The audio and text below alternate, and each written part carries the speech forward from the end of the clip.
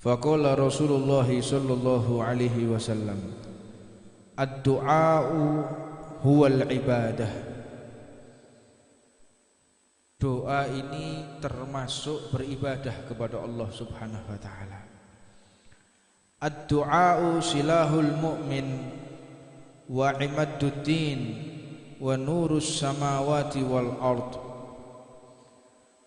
Doa ini adalah senjata yang paling canggih, senjata yang paling istimewa bagi mereka yang beriman kepada Allah Subhanahu wa taala.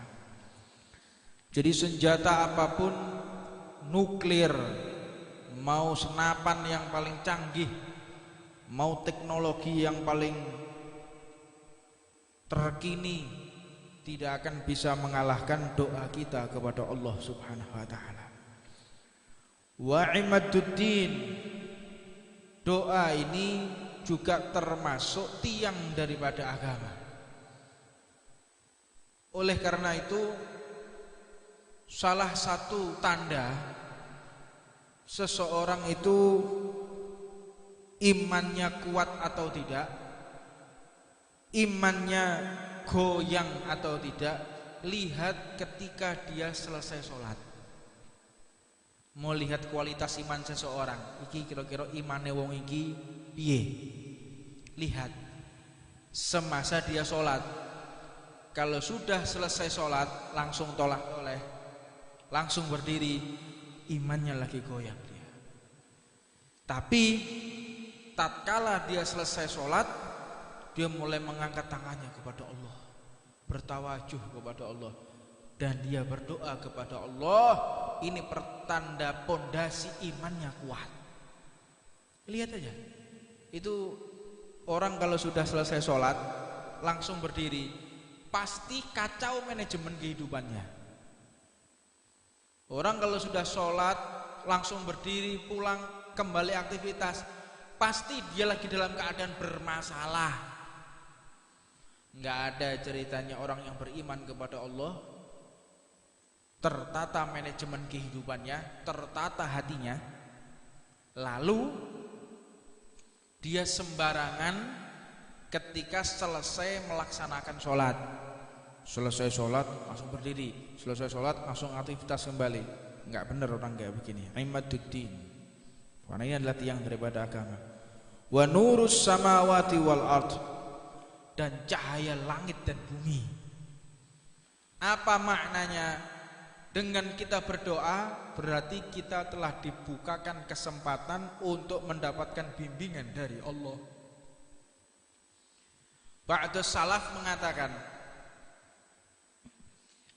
aku ini, salaf para pendahulu kita, membuat satu syair. Aku dapat berdialog dengan Allah, Allah dapat berbicara kepadaku, dan aku pun sewaktu-waktu juga bisa berbicara kepada Allah. Ini kalimat menjadi kecaman caci maki di kalangan para ilmuwan. Masa ada, kamu pikir Nabi Musa kalimullah yang bisa berdialog kepada Allah, yang bisa berbicara kepada Allah? Senyum dia. Tahukah engkau, sewaktu-waktu aku bisa berbicara kepada Allah, dan sewaktu-waktu Allah pun dapat berbicara kepadaku, dan aku pun bisa juga sewaktu-waktu keinginanku bisa berdialog kepada Allah. Bagaimana bisa? Buktikan sekarang. Kamu mau tahu kalau aku bisa berbicara kepada Allah? Ya, mau saya buktikan? Ya, lihat ini. Ambil wudhu, sholat dia. Selesai sholat, aku sudah berbicara kepada Allah Subhanahu wa ta'ala. Terus kau mau tahu bagaimana caraku mendengar ucapan Allah? Lihatlah ini, ngambil mushaf Al-Quran, membuka Al-Quran, Allah lagi berbicara kepadaku.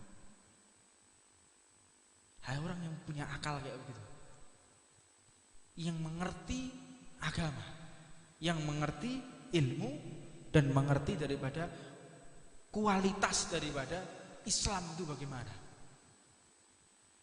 Untuknya Sayyidina Ali bin Abi Thalib radhiyallahu ta'ala anhu, beliau tuh mengatakan, seandainya Allah menampakkan wujudnya, zatnya Allah ini nampak di hadapanku, maka tidak sedikit pun imanku bertambah, dan tidak sedikit pun ibadahku bertambah.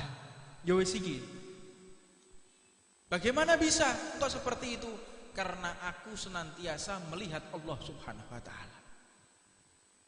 Nah, ini perlu kita pahami. Melihat itu tidak harus menggunakan mata. Mendengar itu tidak harus menggunakan telinga. Ada melihat, mendengar tidak menggunakan mata, tidak menggunakan telinga. Apa itu? Ainul basirah. Menggunakan pandangan yang tersembunyi, basirah. Bagaimana caranya? Kalian mimpi, kita mimpi, itu menggunakan mata atau tidak ketika melihat? Kalau kita mimpi, ada mimpi menggunakan lihat pakai mata gini? Tidak ada. Mendengar dalam mimpi itu apa pakai telinga? Tidak. Lalu bagaimana engkau bisa menceritakan mimpi? Aku melihat ini, melihat itu, aku mendengar ini dan itu. Apakah engkau mendengar dengan telinga? Tidak. Ini yang dimaksud daripada ainul basirah. Untuknya mereka melihat sesuatu yang disembunyikan oleh Allah kepada hamba-hambanya yang awam, seperti kita semua ini hambanya yang awam.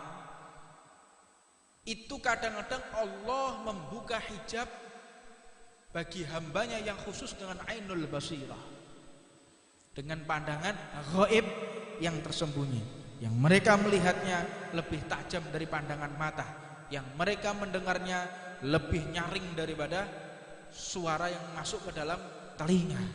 Ini ainul basirah.